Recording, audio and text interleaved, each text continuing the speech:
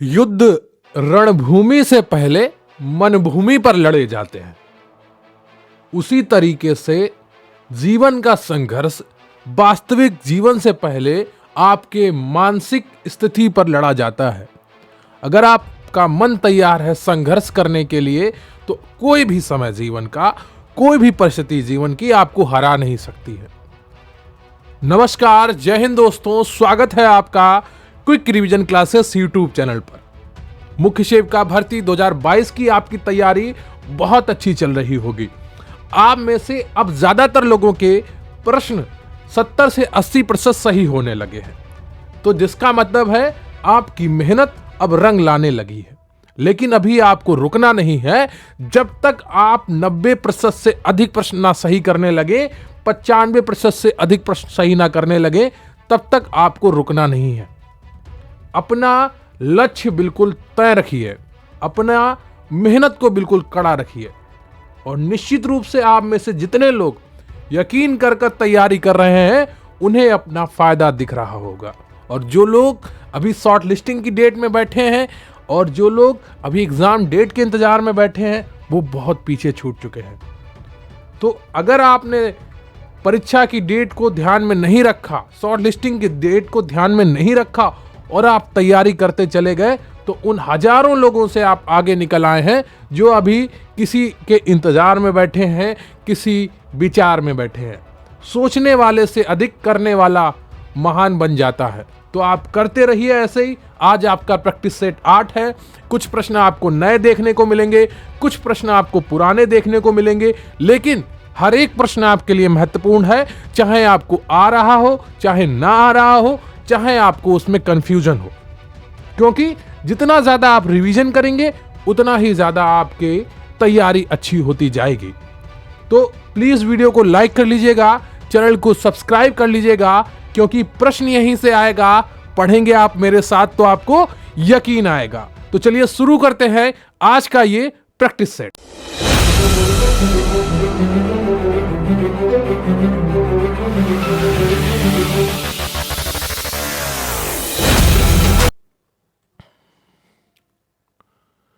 तो आज का आपका पहला प्रश्न है, युग्मों पर विचार कीजिए। क्या नीचे कुछ युग्म दिए गए हैं, उन पर आपको विचार करना है, फिर उनके आधार पर कुछ नीचे कूट दिए गए हैं और उनका आपको ऑप्शन चयन करना है, कौन सा ऑप्शन सही होगा।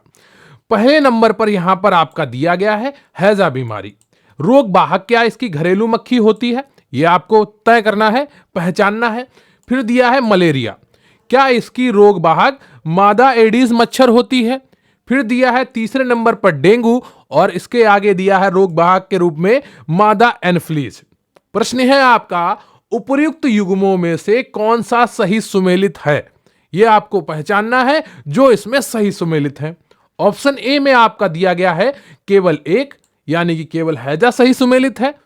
फिर ऑप्शन बी में दिया है केवल 1 और 3, यानी कि हैजा और डेंगू सही सुमेलित है। फिर ऑप्शन सी में दिया है 2 और 3, यानी कि मलेरिया और डेंगू सही सुमेलित है। या ऑप्शन डी 1, 2, 3, यानी कि सही सुमेलित है, सभी सही सुमेलित है। तो बताइए पहले का कौन सा ऑप्शन सही हो जाएगा। हैजा, मलेरिया, डेंगू, इनमें से कौन से ऑप्शन आपके सही सुमेलित हैं, यह आपको पहचानना है। तो हैजा घरेलू मक्खी से फैलता है, यह आप में से कोई कंफ्यूज नहीं होगा। क्लियर आपको? तो पहला पॉइंट सही हो गया। मलेरिया क्या मादा एडीज मच्छर से फैलती है? नहीं, दूसरा गलत हो गया। तीसरे नंबर पर दिया है डेंगू, क्या यह मादा एनफ्लूएंजा से फैलती है? नहीं, यह भी गलत हो गया। ठीक है, यह आपका तिरछा हो जाएगा। मलेरिया फैलता है मादा एनफ्लूएंजा से, डेंगू फैलता है मादा एडीज मच्छर से। क्लियर आपको? हैजा फैलता है घरेलू मक्खी से। तो इसका सही ऑप्शन क्या है? इसका सही ऑप्शन है 1। ठीक है, केवल ए हो जाए। ठीक है, 1 नंबर का, यानी कि हैजा। क्लियर आपको? तो घरेलू मक्खी हैजा रोग की वाहक का कार्य करती है। मादा एनफ्लूएंजा मच्छर मलेरिया परजीवी प्लेज्मोडियम के वाहक का उदाहरण है और मादा एडीज मच्छर डेंगू के विषाणु का वाहक है। क्लियर आपको? एक एक चीज बिल्कुल क्लियर कर लीजिए। अभी आज आप क्या करिएगा, रोगों से जुड़ा जितना टॉपिक है उसका पूरा अच्छे से रिवीजन कर लीजिएगा और निश्चित रूप से अब अगले मॉक टेस्ट में आप रोगों से जुड़े प्रश्न कर रहे होंगे तो एक एक प्रश्न आपका सही होगा। इन सब के लिए आपका रिवीजन बहुत जरूरी है। खुद पर भरोसा बनाए रखिए और निश्चित रूप से आपका सिलेक्शन होगा, यह मेरी गारंटी है। बस लगातार जुड़े रहिए, जो कहता जा रहा हूं उसे अच्छा सा करते रहिए। अगला प्रश्न है आपका, विभिन्न देशों के संदर्भ में मानव विकास रिपोर्ट में उनका स्थान रैंकिंग किस आधार पर तय किया जाता है? समझ रहे? बिल्कुल नया प्रश्न आपके लिए लेकर आया हूं, आपने कहीं पर भी यह प्रश्न नहीं देखा होगा। विभिन्न देशों के संदर्भ में मानव विकास रिपोर्ट में उनका स्थान रैंकिंग किस आधार पर तय किया जाता है? ऑप्शन एक नंबर पे कूट दिया है लोगों का शैक्षणिक स्तर, दूसरा लोगों की स्वास्थ्य स्थिति, तीसरा प्रति व्यक्ति आय। तो कूट इनमें से कौन से कूट सही है वो आपको बताने हैं, ठीक है? 1, 2, 3 में कौन से सही है? केवल 1, केवल 2, 1 और 3 या उपरोक्त सभी? बताइएगा। विभिन्न देशों के संदर्भ में मानव विकास रिपोर्ट में उनका स्थान रैंकिंग किस आधार पर या किन आधार पर तय किया जाता है? दूसरे का कौन सा ऑप्शन सही हो जाएगा? तो दूसरे का देखो कौन सा ऑप्शन सही होगा। लोगों का शैक्षणिक स्तर बिल्कुल सही है, लोगों की स्वास्थ्य स्थिति बिल्कुल सही है, और प्रति व्यक्ति आय, ये तीनों स्तर सही है। तो उपरोक्त सभी यानी कि डी ऑप्शन आपका सही हो जाएगा। क्लियर है आपको? तो संयुक्त राष्ट्र विकास कार्यक्रम यूएनडीपी द्वारा प्रकाशित मानव विकास रिपोर्ट में देशों की तुलना लोगों के शैक्षिक स्तर, स्कूली शिक्षा, उनकी स्वास्थ्य स्थिति और प्रति व्यक्ति आय के आधार पर करता है। क्लियर आपको? तो ये तीनों चीजें किसमें आती हैं? मानव विकास रिपोर्ट का आधार बनती हैं। कौन कौन सी? लोगों का शैक्षणिक स्तर, लोगों की स्वास्थ्य स्थिति और प्रति व्यक्ति आय। क्लियर है आपको? तो दूसरे का डी ऑप्शन बिल्कुल सही हो जाता है। अगला प्रश्न है आपका, हिंदू विवाह अधिनियम की कौन सी धारा में तलाक लेने का प्रावधान है? और ये प्रश्न आप 8 से 10 बार करेंगे ना तो आपको ये याद करने की जरूरत ही नहीं पड़ेगी, बिल्कुल दिमाग में बैठ जाएगा। धारा 1, धारा 13, धारा 3 या धारा 2? बताइएगा हिंदू विवाह अधिनियम की कौन सी धारा में तलाक लेने का प्रावधान है? और प्लीज वीडियो को लाइक कर लीजिएगा, चैनल पर नए हैं तो चैनल को सब्सक्राइब कर लीजिएगा। बताइएगा तीसरे का कौन सा ऑप्शन आपका सही हो जाएगा? तो तीसरे का बी ऑप्शन बिल्कुल सही है, धारा 13 में। क्लियर आपको? हिंदू विवाह अधिनियम में की कौन सी धारा में तलाक लेने का प्रावधान है? तो धारा 13 में है। ठीक है। अगला प्रश्न है आपका, जॉनसन ने तलाक होने के किन कारणों को जिम्मेदार माना है? ए, सामाजिक गतिशीलता, यानी कि जो प्रगति हो रही है समाज में, बदलाव आ रहे हैं, परिवर्तन हो रहे हैं। भौगोलिक गतिशीलता, यानी कि जो भूगोल बदल रहा है ना।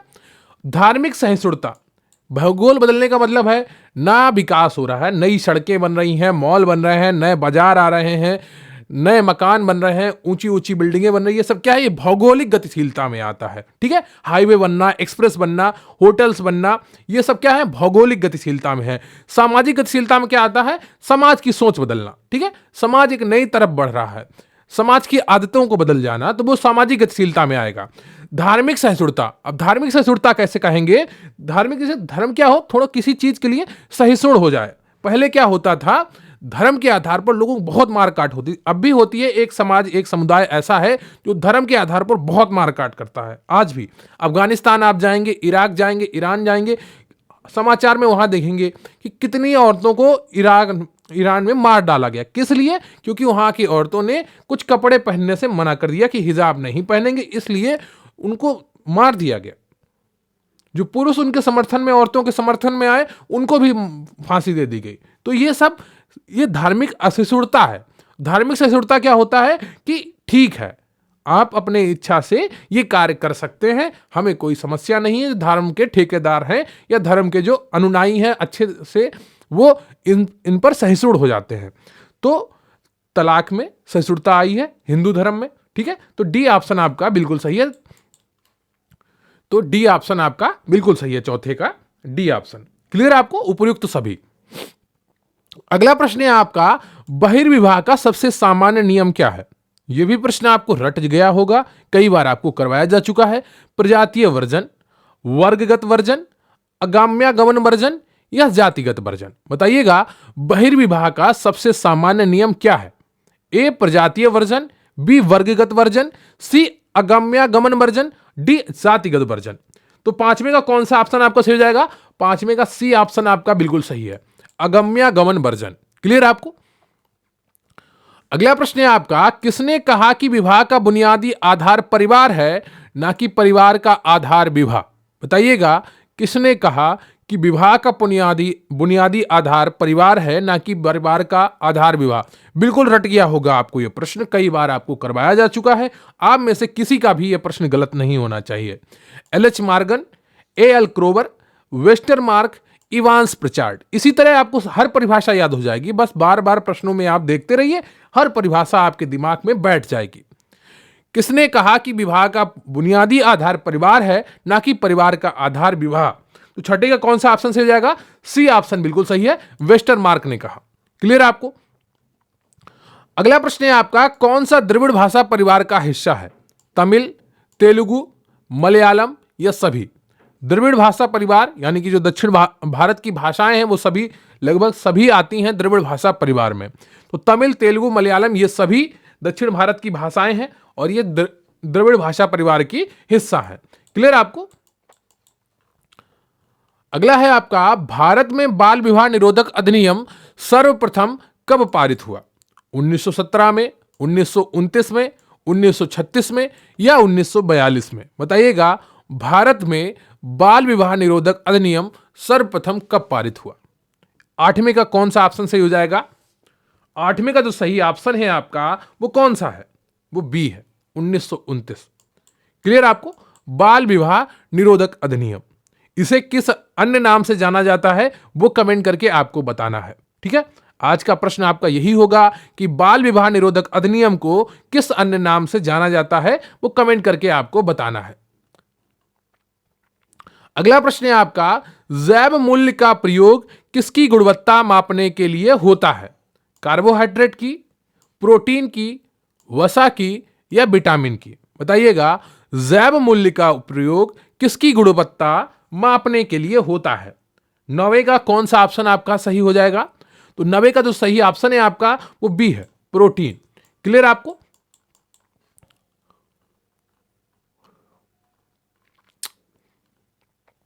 अगला प्रश्न है आपका, साधारणतः किस वसा को हानिकारक कोलेस्ट्रॉल कहते हैं? एलडीएल, वीएलडीएल, एचडीएल या काइलोमाइक्रॉन? बताइएगा, इनमें से आपका कौन सा ऑप्शन सही है? साधारणतः किस वसा को हानिकारक कोलेस्ट्रॉल कहते हैं? एलडीएल, वीएलडीएल, एचडीएल या काइलोमाइक्रॉन? 10वें का कौन सा ऑप्शन आपका सही हो जाएगा? तो 10वें का ए ऑप्शन आपका बिल्कुल सही है। क्लियर आपको? एलडीएल। और अगर आप प्रतिज्ञा मॉक टेस्ट बैच से जुड़ना चाहते हैं, उसका लिंक आपको डिस्क्रिप्शन बॉक्स में मिल जाएगा। व्हाट्सएप पर जाकर आपको प्रतिज्ञा लिखकर भेजना है, आपको पूरी जानकारी प्रोवाइड कर दी जाएगी। जरूर जुड़िए। 370 में आपको 30 से 40 मॉक टेस्ट मिलेंगे, हर टॉपिक का पीडीएफ मिलेगा, आपकी तैयारी में बहुत अच्छी भूमिका निभाएगा। आपको इधर उधर कहीं पर भी भटकने की आवश्यकता नहीं होगी। जरूर जुड़िए प्रतिज्ञा मॉक टेस्ट बैच से, मात्र 370 रुपए में। पहले महीने की सैलरी आपकी 40,000 से अधिक होगी। 370, उसके आगे कुछ भी नहीं है। तैयारी में बिल्कुल भी लापरवाही मत करिए, निरंतरता बनाए रखिए और अपने सिलेबस के साथ जुड़े रहिए। अगला प्रश्न है आपका, घरेलू शर्करा के लिए वैज्ञानिक नाम क्या है? लैक्टोज है, सुक्रोज है या माल्टोज है या डेक्ट्रोज है? बताइएगा, 11वें का आपका कौन सा ऑप्शन सही हो जाएगा? घरेलू शर्करा के लिए वैज्ञानिक नाम है। 11वें का आपका कौन सा ऑप्शन सही है? 11वें का आपका बी ऑप्शन सही है, सुक्रोज है। क्लियर आपको? अगला प्रश्न है आपका, किस प्रकार की डायबिटीज मेलिटस कहलाती है? इंसुलिन आधारित डायबिटीज मेलिटस या गैर इंसुलिन आधारित डायबिटीज मेलिटस या कुपोषण संबंधित डायबिटीज मेलिटस या गर्भावस्था की डायबिटीज मेलिटस? यह प्रश्न भी आपको कई बार करवाया जा चुका है और निश्चित रूप में से आप में से हर किसी का यह प्रश्न सही होना चाहिए। किस प्रकार की डायबिटीज मेलिटस कहलाती है? बताइएगा, 12वें का आपका कौन सा ऑप्शन सही हो जाएगा? बताइएगा, 12वें का कौन सा ऑप्शन आपका सही है?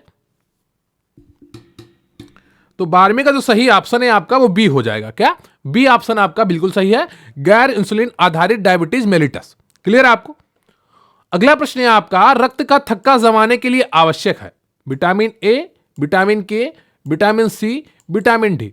आप में से हर किसी के लिए प्रश्न महत्वपूर्ण होगा, लेकिन बहुत ही आसान भी हो चुका होगा, क्योंकि कई बार आप इस प्रश्न को कर चुके हैं, इसलिए मैं इसका सीधे उत्तर बता रहा हूं। 13वें का बी ऑप्शन आपका बिल्कुल सही है। अगला प्रश्न है आपका, पूर्ण गरीबी का क्या अर्थ है? बताइएगा, लोगों की पूर्ण संख्या के संदर्भ में गरीबी, या बुनियादी न्यूनतम कैलोरी आवश्यकताओं के संदर्भ में गरीबी, या प्रचलित मूल्य स्तर के संदर्भ में गरीबी, या बेरोजगारी के पूर्ण स्तर के संदर्भ में गरीबी। बताइएगा, पूर्ण गरीबी का क्या अर्थ है? लोगों की पूर्ण संख्या के संदर्भ में गरीबी, या बुनियादी न्यूनतम कैलोरी आवश्यकताओं के संदर्भ में गरीबी, प्रचलित मूल्य स्तर के संदर्भ में गरीबी, बेरोजगारी के पूर्ण स्तर के संदर्भ में गरीबी। 14वें का कौन सा ऑप्शन आपका सही हो जाएगा? कल मैं कमेंट देख रहा था कि सर मैं बहुत निराश हो रहा है, मन बहुत परेशान हो रहा है, एग्जाम कब होगा? अरे वो तो होना ही है, आज नहीं तो कल होना है। सरकारी नौकरी है, सरकारी काम थोड़े लेट लपेट होते रहते हैं, लेकिन आपकी तैयारी में बिल्कुल भी लेट लपेट नहीं होना चाहिए। अगली साल चुनाव है, 2-3 महीने में उनको एग्जाम हर हाल में कराना पड़ेगा, क्योंकि आगे बहुत से एग्जाम आ जाएंगे, बहुत सी भर्तियां आ जाएंगी नई। तो अगली साल चुनाव है, उन्हें हर हाल में रिजल्ट देना है, तभी उनको वोट मांगने जा पाएंगे। तो उसकी चिंता मत करिए, एग्जाम तो हर हाल में होगा। बस अपनी तैयारी को एक अच्छा आयाम दीजिए। दिन भर एग्जाम कब होगा यह सोचने से काम नहीं चलेगा। 100 में 100 प्रश्न कैसे सही होंगे यह सोचने से काम चलेगा। सकारात्मकता आपके अंदर होनी चाहिए, बिल्कुल भी क्या कहते हैं, धैर्य बनाकर रखिए, अधैर्यवान नहीं होइए, है ना। धैर्य खो देंगे तो फिर कैसे काम चलेगा। मन को मजबूत करिए। सरकारी नौकरी में सबसे ज्यादा जरूरी है मन का मजबूत होना, क्योंकि वहां पर तरह तरह के लोग आते हैं। बहुत से अनपढ़ आते हैं, बहुत से अक्खड़ आते हैं, बहुत से नेता आएंगे, इधर कहेंगे उधर कहेंगे। वहां पर अगर आपका मन कमजोर होगा तो लड़ नहीं पाएंगे, नौकरी नहीं कर पाएंगे आसानी से। सरकारी नौकरी करना कोई आसान काम नहीं है, बहुत मुश्किल काम है। यह फिर भी मुख्य सेविका का थोड़ा आसान होता है, क्योंकि यहां पर महिलाओं से डीलिंग करनी होती है, लेकिन फिर भी यहां पर भी चुनौतियां होंगी। तो हर तरीके से आपको खुद को मजबूत करना है। पूर्ण गरीबी का क्या अर्थ है? 14वें का आपका कौन सा ऑप्शन सही हो जाएगा बताइएगा। तो 14वें का बी ऑप्शन आपका बिल्कुल सही है। बुनियादी न्यूनतम कैलोरी आवश्यकताओं के संदर्भ में गरीबी। आपको चौकन्ना रहना पड़ेगा जब आप नौकरी कर रहे होंगे। हर जगह कैमरे लगे होते हैं, आपकी हर एक जो आपकी हर प्रतिक्रिया रिकॉर्ड हो जाती है आजकल। तो अपने स्वभाव को बहुत ही आसान बनाना होगा, ताकि आप आसानी से नौकरी कर पाएं। और खुद को मजबूत भी रखना पड़ेगा, है ना। किसी से भिड़ने से बचना होगा। बहुत सी छोटी छोटी गलतियां होती हैं जो लोग अपनी नौकरी के लिए बहुत परेशान हो जाते हैं बाद में। अगला प्रश्न है आपका, संघर्ष को पीढ़ियों के बीच विवाद या टकराव के रूप में परिभाषित किया जाता है, जैसे माता पिता और बच्चों या पोते और दादा दादी के बीच। बताइएगा, संघर्ष को पीढ़ियों के बीच विवाद या टकराव के रूप में परिभाषित किया जाता है, तो किस संघर्ष को पीढ़ियों के बीच विवाद या टकराव के रूप में परिभाषित किया जाता है, जैसे माता पिता और बच्चों या पोते और दादा दादी के बीच में? इसका कौन सा ऑप्शन सही हो जाएगा? अंतरपीढ़ी संघर्ष या अंतःपीढ़ी संघर्ष, दोनों ए और बी, या इनमें से कोई नहीं? बहुत ही कंफ्यूजन वाला प्रश्न आपको लग सकता है। ये 2-3 बार ये लाइन पढ़नी पड़ेगी, तब आप इसका सही उत्तर दे पाएंगे। जैसे माता पिता और बच्चों या पोते और दादा दादी के बीच में। सारा खेल इस आखिरी लाइन में लिखा हुआ है कि जैसे माता पिता और बच्चों या पोते और दादा दादी के बीच में। समझ रहे ना आप? अंतरपीढ़ीगत या अंतःपीढ़ीगत, दोनों ए और बी, या इनमें से कोई नहीं? बताइएगा 15वें का कौन सा ऑप्शन हो जाएगा? तो 15वें का ए ऑप्शन बिल्कुल सही है। कैसे? जो दो पीढ़ियों के बीच में हो, ठीक है। माता पिता और बच्चे या दादा दादी और पोते के बीच में, ये क्या है? अंतरपीढ़ी संघर्ष है। पीढ़ियों में अंतर आ गया, उम्र का अंतर आ गया, ठीक है, जनरेशन गैप आ गया। और अंतःपीढ़ी संघर्ष क्या होता है कि माता पिता के बीच में टकराव, भाई बहन के बीच में टकराव, दादा दादी के बीच में टकराव। ये क्या है? ये अंतःपीढ़ी संघर्ष है। और अंतरपीढ़ी संघर्ष क्या होता है? दो पीढ़ियों के बीच में, ठीक है। तो उम्मीद करता हूं एक एक लाइन आपको समझ में आ गई होगी। 15वें का ए ऑप्शन बिल्कुल सही है। अगला प्रश्न है आपका, परिवार नियोजन से लाभ है। परिवार नियोजन के क्या लाभ हैं यह आपको समझाना है, ठीक है। रोजगार में वृद्धि, निर्धनता में कमी, जीवन स्तर में सुधार, या ये सभी? परिवार नियोजन से क्या लाभ है यह आपको बताना है। 16वें का, तो 16वें का जो सही उत्तर है आपका वो डी हो जाएगा, ठीक है। रोजगार में वृद्धि होगी क्योंकि जनसंख्या कम होगी, निर्धनता में कमी आएगी क्योंकि आपके खर्चे कम होंगे। ठीक है, छोटे परिवार में खर्चे कम होते हैं तो आप अच्छी चीजें ले पाएंगे। ठीक है, अच्छी सुविधाएं उठा पाएंगे। जीवन स्तर में सुधार, जब रोजगार में वृद्धि हो जाएगी, निर्धनता में कमी हो जाएगी तो जीवन स्तर में सुधार स्वतः ही आ जाएगा। क्लियर आपको? तो डी ऑप्शन आपका बिल्कुल सही है। अगला प्रश्न है आपका, सामाजिक नियंत्रण का अंतिम आधार क्या है? सामाजिक संगठन, सामाजिक गतिशीलता, सामाजिक व्यवहार या सामाजिक वर्ग? बताइएगा इनमें से कौन सा ऑप्शन आपका सही हो जाएगा। सामाजिक नियंत्रण का अंतिम आधार क्या है? सामाजिक संगठन, सामाजिक गतिशीलता, सामाजिक व्यवहार या सामाजिक वर्ग? तो 17वें का जो सही ऑप्शन है आपका वो ए है, सामाजिक संगठन। क्लियर है आपको? जो सामाजिक संगठन बनते हैं वो सामाजिक नियंत्रण का अंतिम आधार होते हैं। वो कहीं ना कहीं आपको नियंत्रित करते हैं। ठीक है, आपके लिए रूपरेखा तैयार करते हैं कि आपको ऐसे नहीं ऐसे करना है। आज के समय में इनकी जो भूमिका है वो काफी कम हो गई है। सोशल मीडिया आ गया है, लोगों के पास पर्याप्त धन है, लोगों के पास अपना दिनचर्या को करने के लिए काफी कुछ काम है। लेकिन आज से 10-15 वर्ष पहले ये लोग बहुत परेशान करते थे आम आदमी को, बहुत ज्यादा पाबंदियां लगाते थे। हरियाणा, राजस्थान में लड़कियों को तो जींस पहनने पर जला दिया गया। आप यकीन नहीं करेंगे कि वो गांव में जींस पहनकर निकली और उनको जला दिया गया। पिताजी, उसके पिता पर इतना दबाव बनाया जाता था कि वो खुद बंदूक ले जाकर उसको मार देता था, अपनी लड़की को जला देता था कैरोसिन डाल के। इस तरह की मानसिकता हमारे देश में थी आज से 10-15 साल पहले।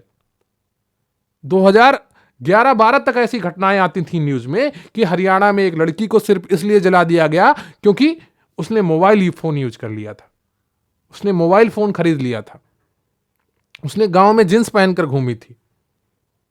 तो ये चीजें अब कम हो गई हैं क्योंकि अब समाज एक नई दिशा में चल पड़ा है। ठीक है, अगला प्रश्न है आपका, निम्नलिखित में से किसने सामाजिक परिवर्तन का संघर्ष सिद्धांत प्रतिपादित किया? बताइएगा, निम्नलिखित में से किसने सामाजिक परिवर्तन का संघर्ष सिद्धांत प्रतिपादित किया? प्रश्न वही है, बस शब्दों का हेरफेर होता है। एमाइल दुर्खिम ने, टैलकॉट पार्सन्स ने, पीवी सोरोकिन ने या कार्ल मार्क्स ने? बताइएगा, सामाजिक परिवर्तन का संघर्ष सिद्धांत किसने प्रतिपादित किया, यह आपको बताना है। 18वें का कौन सा ऑप्शन सही हो जाएगा? 18वें का डी ऑप्शन सही हो जाएगा। ठीक है, वर्ग संघर्ष कहें या संघर्ष सिद्धांत कहें, बात एक ही है। क्लियर आपको? Karl Marx. अगला प्रश्न है आपका, धर्मनिष्ठा की अधिकांश संकल्पनाओं में कौन सा तत्व समान है? गौरव, प्रज्ञान, विनम्रता, कोई नहीं? बताइएगा, धर्मनिष्ठा की अधिकांश संकल्पनाओं में कौन सा तत्व समान है? 19 का कौन सा ऑप्शन सही है? तो 19 का सी ऑप्शन बिल्कुल सही है, विनम्रता। हर धर्म कहता है कि विनम्र बनो, दूसरों की सेवा करो, लेकिन उनको गलत तरीके से शब्दों को मैनिपुलेट करके अपना एक नया रूप देकर धार्मिक आधार पर कट्टरता इतनी फैलाई जाती है कि किसी के एक बयान पर लोग गर्दन काट देते हैं। बयान कोई और दे रहा है और गर्दन किसी और की काटी जा रही है। इतनी धर्म के आधार पर कट्टरता हो जाती है। सिर्फ किस वजह से? कुछ लोग उन शब्दों को धर्म में जो कहे गए हैं उनको गलत तरीके से समाज के बीच बो देते हैं। क्लियर आपको? तो 19 का सी ऑप्शन आपका बिल्कुल सही है, विनम्रता। अगला प्रश्न है आपका, किसने कहा कि जाति प्रथा का भारत की जनजातीय संस्कृति के साथ सामयिक संबंध है? बताइएगा, किसने कहा कि जाति प्रथा का भारत की जनजातीय संस्कृति के साथ सावयवी संबंध है? जीएस घुरिया ने, वेरियर एल्विन ने, डब्ल्यूवी जिंगसन ने या टीवी नाइक ने? बताइएगा कौन सा ऑप्शन आपका सही हो जाएगा 20 का? तो 20 का ए ऑप्शन आपका बिल्कुल सही है। क्लियर आपको? 20 का ए ऑप्शन आपका बिल्कुल सही है। अगला प्रश्न है आपका, विभिन्न रोगों और उनके कारक के संदर्भ में निम्नलिखित कथनों पर विचार कीजिए। ठीक है, विभिन्न रोगों और उनके कारक के संदर्भ में निम्नलिखित कथनों पर विचार कीजिए। आपका कथन ए है, एक है, क्षय रोग वायु द्वारा संचरित हो सकता है, हैजा दूषित पानी से संचरित हो सकता है, एड्स केवल लैंगिक संपर्क से संचरित हो सकता है। ठीक है, ए केवल 1 और 2, बी केवल 1 और 3 सही है, सी केवल 2 सही है, डी 1 2 3 सही है। बताइएगा 21 का कौन सा ऑप्शन आपका सही हो जाएगा। क्षय रोग वायु द्वारा संचरित हो सकता है क्या? बताइएगा 21 का कौन सा ऑप्शन आपका सही है इन कथनों के आधार पर, जल्दी से बताइएगा। और प्लीज वीडियो को लाइक कर लीजिएगा, चैनल पर नए हैं तो चैनल को सब्सक्राइब कर लीजिएगा। अगर आप प्रतिज्ञा मॉक टेस्ट बैच से जुड़ना चाहते हैं तो व्हाट्सएप नंबर 9453366279 पर मैसेज करिए। निश्चित रूप से आपकी तैयारी में बहुत लाभ मिलेगा, आपको बहुत ज़्यादा फायदा होगा, आपको कहीं पर भी भटकना नहीं पड़ेगा। हर एक चीज़ आपको उस बैच में मिलेगी, हर टॉपिक्स की पीडीएफ मिलेंगी, आपको 100 एमसीक्यू के मॉक टेस्ट मिलेंगे और भी बहुत कुछ चीज़ें आपको दी जाएंगी। तो 21 का कौन सा कथन आपका सही है यह आपको बताना है। क्षय रोग वायु द्वारा संचरित हो सकता है, हैजा दूषित पानी से संचरित हो सकता है, एड्स केवल लैंगिक संपर्क से संचरित हो सकता है। देखिए कथन एक बिल्कुल सही है, क्षय रोग जो होता है वो वायु द्वारा संचरित हो सकता है, बिल्कुल सही है। हैजा दूषित पानी से संचरित हो सकता है, बिल्कुल सही है। एड्स केवल लैंगिक संपर्क से संचरित होता है, बिल्कुल गलत है। ठीक है, ये आपका इन्फेक्टेड ब्लड जो ब्लेड होता है सेविंग वाला, अगर वो किसी के इन्फेक्टेड ब्लड से दूषित रक्त से संपर्क कर चुका है और वो उसी से आपके रक्त से संपर्क हो जाता है तो भी आपको एड्स हो जाएगा। अगर किसी का एड्स से संक्रमित रक्त आपको चढ़ा दिया जाए तो उससे भी हो सकता है। तो एड्स के फैलने के अन्य कारक भी हैं, सिर्फ लैंगिक संपर्क नहीं है। तो कथन 3 गलत है। ठीक है, तो इसका सही ऑप्शन क्या हो जाएगा 21 का ए, केवल 1 और 2 सही है। क्लियर है आपको? देखिए बिल्कुल नया प्रश्न है, आपने पहले कभी ये प्रश्न नहीं देखा होगा कहीं पर भी। आपके लिए नए नए प्रश्न लाए जा रहे हैं तो तैयारी आपकी बहुत अच्छी कराई जा रही है। अगला प्रश्न है आपका, वाइगोत्स्की के सिद्धांत में विकास के निम्नलिखित में से कौन से पहलू की उपेक्षा होती है? सामाजिक, सांस्कृतिक, जैविक, भाषाई। बताइएगा इनमें से कौन सा ऑप्शन आपका सही है। वाइगोत्स्की के सिद्धांत में विकास के निम्नलिखित में से कौन से पहलू की उपेक्षा होती है? सामाजिक, सांस्कृतिक, जैविक या भाषाई। तो इसका सही उत्तर हो जाएगा आपका 22 का सी, जैविक। क्लियर आपको? जैविक पहलू की उपेक्षा होती है। वाइगोत्स्की ने अपने सिद्धांत में विकास के जैविक पहलू की उपेक्षा की है। उन्होंने बालक के विकास में सामाजिक कारकों, सांस्कृतिक कारकों तथा भाषा को महत्वपूर्ण माना है। ठीक है, अगला प्रश्न है आपका, समान आयु स्तर के बालक बालिकाओं का बौद्धिक स्तर का विकास भिन्न भिन्न होता है, यह कथन किसका है? बताइएगा, समान आयु स्तर के बालक बालिकाओं का बौद्धिक स्तर का विकास भिन्न भिन्न होता है, यह कथन है। पहले तो इस कथन को समझ लीजिए। कथन का मतलब है कि कोई बच्चा 16 साल का है, ठीक है, या कोई बच्चा 10 साल का है, दूसरा बच्चा 10 साल का है, तो उन दोनों का जो बौद्धिक विकास होगा, जो उनकी इंटेलिजेंस होगी, वो अलग अलग होगी। ठीक है, जरूरी नहीं कि जो 10 साल का बच्चा सोच पा रहा हो वो अगला 10 साल का दूसरा बच्चा भी वही सोच लेगा। ठीक है, ऐसा हो सकता है, भिन्न भिन्न हो सकती है और भिन्न भिन्न नहीं भी हो सकती है, कोई निश्चित नहीं है। तो 23 का आपका कौन सा ऑप्शन सही है? 23 का आपका डी ऑप्शन सही है, यह हरलाख का कथन है। ठीक है, तो यह लाइन आपको याद रखनी है।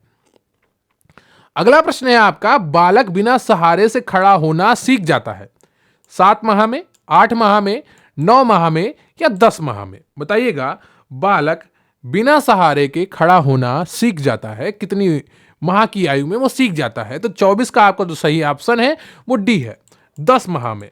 क्लियर आपको? बाल विकास की दिशा में बालक 7वां माह में बिना सहारे बैठना, 8वां माह में सहारे से खड़ा होना और जबकि 10वें माह में बिना किसी सहारे के खड़ा होना सीख जाता है। क्लियर आपको? अगला प्रश्न है आपका, निम्न में से कौन सा भाषा दोष नहीं है? बताइएगा, निम्न में से कौन सा भाषा दोष नहीं है? लिस्टिंग, स्टटरिंग या स्टैमरिंग या क्विंग? बताइएगा, निम्न में से कौन सा भाषा दोष नहीं है? यह प्रश्न आपको पहले भी कराया जा चुका है और उम्मीद करता हूं आप में से हर कोई इस प्रश्न को सही करेगा। निम्न में से कौन सा भाषा दोष नहीं है? बताइएगा। तो इसका सही उत्तर है आपका 25 का डी, क्विंग। क्लियर आपको?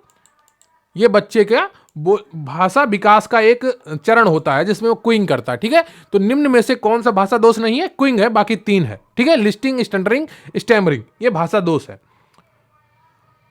तो ये रहा आपका प्रैक्टिस सेट नंबर 8, मुख्य सेविका practice set series, selection series की तैयारी आपकी बहुत अच्छी चल रही है और निश्चित रूप से आपने एक एक प्रश्न को ईमानदारी के साथ किया होगा और मुझे उम्मीद है आप बिल्कुल ईमानदारी के साथ नीचे कमेंट बॉक्स में बताएंगे कि आपके कुल कितने प्रश्न सही हुए।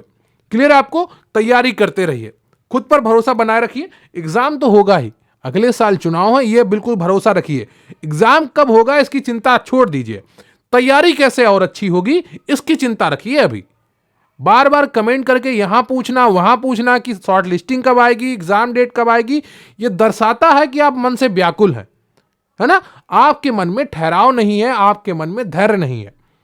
एक सैद्धांतिक रूप से खुद के मन को मजबूत करिए, ठहराव लाइए, एक सजग इंसान बनिए कि ये जो काम होना ही है उसके लिए क्या परेशान होना। परेशान अगर कुछ हुआ जा सकता है कि तैयारी को और मजबूत कैसे किया जाए, उसके लिए आप प्रतिज्ञा मॉक टेस्ट बैच से जुड़ सकते हैं, तो आपकी तैयारी बहुत अच्छी हो जाएगी। और जो लोग जुड़े हैं निश्चित रूप से उनके बहुत ज्यादा फायदा हो रहा है। मैं उनका मॉक टेस्ट में परिणाम देख रहा हूं, ज्यादातर लोगों के 100 में से 70-80 ऐसे प्रश्न सही हो रहे हैं, काफी लोग 90 तक जा रहे हैं, तो निश्चित रूप से उनकी तैयारी बहुत अच्छी हो रही है। प्लीज वीडियो को लाइक कर लीजिएगा, चैनल पर नए हैं तो चैनल को सब्सक्राइब कर लीजिएगा और कमेंट करके जरूर बताइएगा आज का ये प्रैक्टिस सेट, आज का ये सेशन आपको कैसा लगा। मुझे आपके कमेंट्स का इंतजार रहेगा। Thank you very much. जय हिंद, जय भारत,